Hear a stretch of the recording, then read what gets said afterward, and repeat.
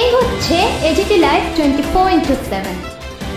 ये है AGT live 24/7। This is AGT Live 24/7।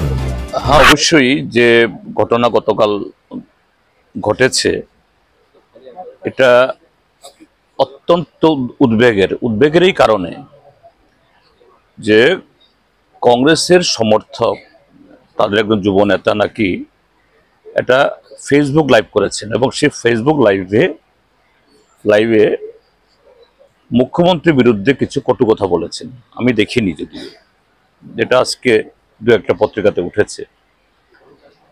যদি সেরকম কোনো গর্হিত কাজ যে কেউ, এটা কংগ্রেসের সমর্থক, সিপিএম এর সমর্থক বা কোনো নাগরিক করে থাকে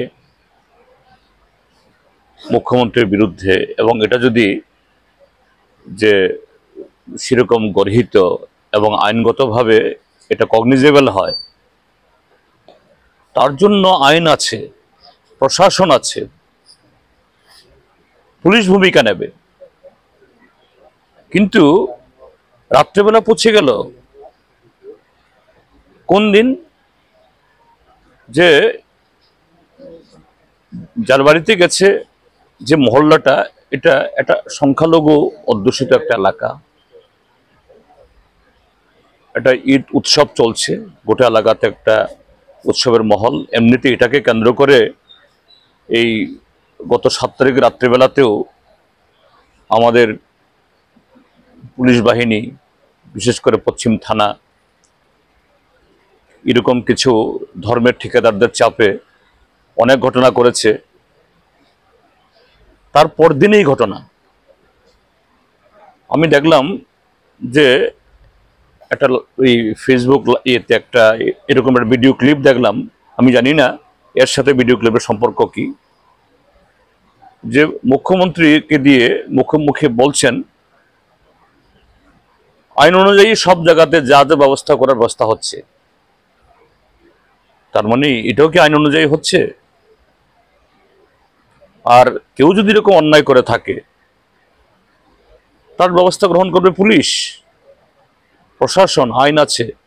সেখানে গিয়ে যারা করলো, একটা বাড়িঘর গিয়ে ভাঙলো, মহিলাদের শ্লীলতাহানির চেষ্টা করলো, আতঙ্ক ছড়ালো, এবং এখন নাকি বলছে তাদের নিজেদের ঘরে নিজেরাই তালা মেরে নাকি সেখান থেকে বেরিয়ে যেতে হবে, নতুবা সব বাড়িঘর জ্বালিয়ে দেবে। এটা কোন গণতন্ত্র?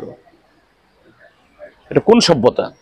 আমি আজকে সকালবেলায় ডিজি সাহেবকে বলেছি, যেগুলো দেখুন আর আপনার পুলিশকে বলুন, পুলিশের কাজ কি এইভাবে কিছু সমাজ বিরোধী রাত আর্ধেক এসব করবে কিনা। তো অত্যন্ত উদ্বেগের। এবং আমি গতকাল যে ঘটনা করেছে এবং দেখলাম যে কংগ্রেসের এই সভাপতি, বিধায়ক, প্রাক্তন মন্ত্রী সুদীপ রায় বর্মন, তারা দুজনে গেছেন, তাদেরকে হেনস্থা করার চেষ্টা হয়েছে। এটা কি কোন গণতন্ত্রের চেহারা এগুলো? তো তাদের বিরুদ্ধে পুলিশ অ্যাকশন নেবে না কেন? তো এই হলো ঘটনা, যে রাজ্যে যে আইন শৃঙ্খলা নেই এটা তলানিতে, এবং এটাকে নিয়ন্ত্রণ করার জন্য ডাক্তার মানিক সাহার কোনো চেষ্টা নেই। এটাই গতকালের এই ঘটনাতে নতুন করে আবার দেখা গেল যে বিজেপি দল যত জনগণ থেকে বিচ্ছিন্ন হচ্ছে, এই সন্ত্রাসকে পুঁজি করেই তারা টিকে থাকার চেষ্টা করছে। এইভাবে ওরা বাঁচতে পারবে না, এটা হওয়া ঠিক না। যার বাড়ি হোক, মুখ্যমন্ত্রী তো শুধু বনমালীপুরের মুখ্যমন্ত্রী না, তিনি সারা ত্রিপুরার যে মুখ্যমন্ত্রী। আমি তো আবারও বলছি, যদি যে যুবকটি এই ফেসবুক লাইভ করে এই সমস্ত মন্তব্য করেছেন, যদি কোনো ভুল বলে থাকে, গর্হিত কিছু করে থাকে, তার বিরুদ্ধে আইনানুগ ব্যবস্থা গ্রহণ করুন। কিন্তু সেখানে গিয়ে গুন্ডারা রাত আর্ধেকে গিয়ে বাড়ি ভাঙবে, মহিলাদের শ্লীলতাহানির চেষ্টা করবে, একটা রাজনৈতিক দলের শীর্ষ নেতারা গেছেন তাদেরকে হেনস্থা করার চেষ্টা করবে। এটা কোন ধরনের আইনের শাসন? তো মুখ্যমন্ত্রী বাড়ির পাশে দিয়ে ঘটনা হয়, ত্রিপুরা যে অন্য প্রান্তে কি হচ্ছে এটাই প্রমাণ করে। কাজে আমি বলবো যে এরকম ফেসবুকে বা অন্য যে কোনোভাবে অশ্লীল মন্তব্য করা ঠিক নয়। আবার এই পুলিশের পাহারায় গুন্ডাদের কারোবারি আক্রমণটাও ঠিক নয়। তাহলে তো এই যে বিপ্লব কুমার দেব অহরহ এই জাতীয় শব্দ প্রয়োগ করছে, যেখানে সেখানে গিয়ে বলছে, তাদের বিরুদ্ধে ব্যবস্থা হচ্ছে না কেন? বিপ্লব দেবের বিরুদ্ধে কি একই রকম দাওয়াই দিতে হবে আমাদেরকে?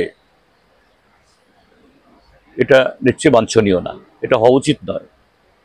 রাজ্যের আইন শৃঙ্খলা সামাজিক পরিবেশ রক্ষা করার দায়িত্ব সবারই, কিন্তু সবার আগে বর্তায় শাসক দলের এবং প্রশাসনের। মুখ্যমন্ত্রী সে দায়িত্ব তিনি পালন করুন।